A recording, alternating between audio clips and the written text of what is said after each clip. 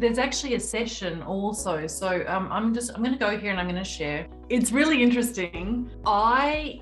In the hospital, whilst I was waiting for my pacemaker to be implanted, right? And they were doing all of this research because I actually had a device that had been put into my chest that was monitoring me 24/7, and it was sending via Wi-Fi the signals to this device, and this device basically to the special cardiac clinic at this university hospital. And very advanced and very sophisticated and rather extraordinary and so forth. And so they had witnessed that my heart had stopped well and truly over 20 plus seconds. And usually what happens when your heart stops is that, of course, you have oxygenated blood that's not being pumped around your body. And from a perfusion perspective, things start to go really, really wrong because the other systems and organs in your body aren't getting fresh, oxygenated, nutrient-rich blood. And so you can have proper, irreparable, irreversible kidney damage and brain damage and everything else like that. So we're doing lots and lots of research.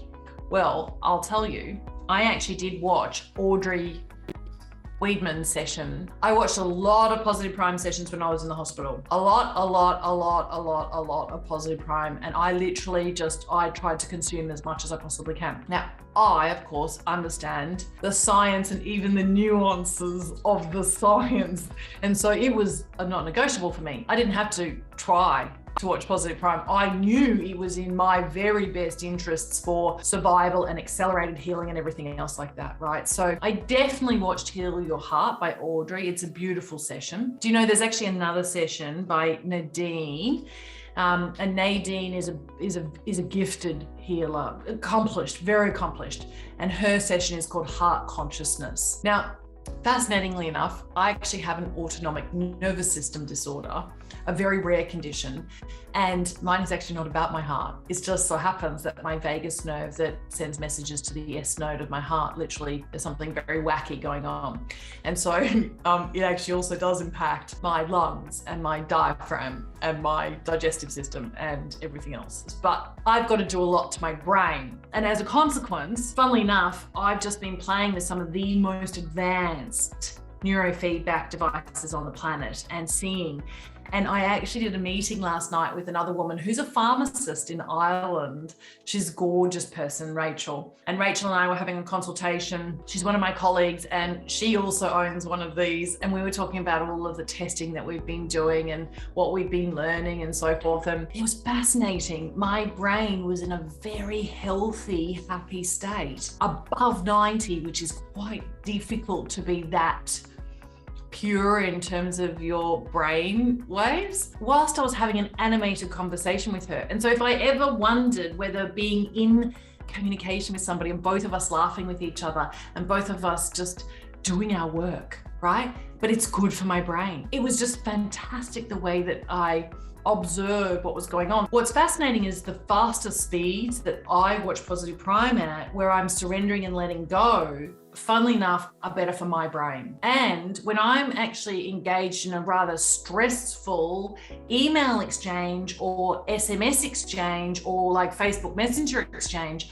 I'm fascinated with what's actually happening. I was getting scores of like 15 and I was like, yikes. So guess what I did whilst I was doing it? Nice big deep breaths. And then I opened up a Positive Prime session in a different window and actually had the messenger window, and I'm working on my desktop. And it was really fascinating. The minute that I had this awareness or this consciousness of what was actually legitimately happening, like actually happening inside my brain, rather than all of these assumptions that we come to about what we think might be good for our brain. Now, this particular woman, Rachel, who's a pharmacist, she is also going through, quite remarkable yoga teacher training. And she and I were talking about how some of the practices that we think are healthy, when we actually have these biofeedback devices, we actually find out that what we've done is we've intellectualized the practice. Oh, we think we're doing it all right, but our body can't lie and won't. What we find is, oh, wow, we're in our heads about this. We're not in our hearts. We haven't actually anchored the feeling or the emotion into our body. And so for whatever it's worth, I can tell you that I then went on to this long conversation with her about, when I wrote these bestsellers about gratitude.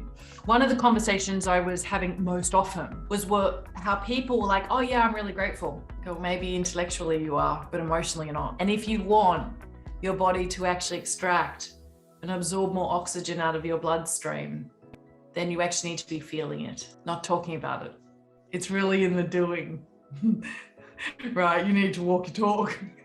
And people would find it quite confronting, but I would say, seriously, these devices that we have these days, they can actually tell you the truth. Are you really in heart rhythm coherence? What's actually happening with heart rate variability? What's actually happening if we put a clinical EEG device on your head? We here at Positive Prime are actually doing some pretty fancy scientific research with the University of Technology, Sydney, and their Department of Engineering and IT, and these world-class experts in brain-computer interfaces. And a new dawn is emerging for Positive Prime that makes us really, quite frankly, a lot more powerful than we thought that we were. And I can't wait to actually reveal that, like, publicly, and that we've got research that's been published.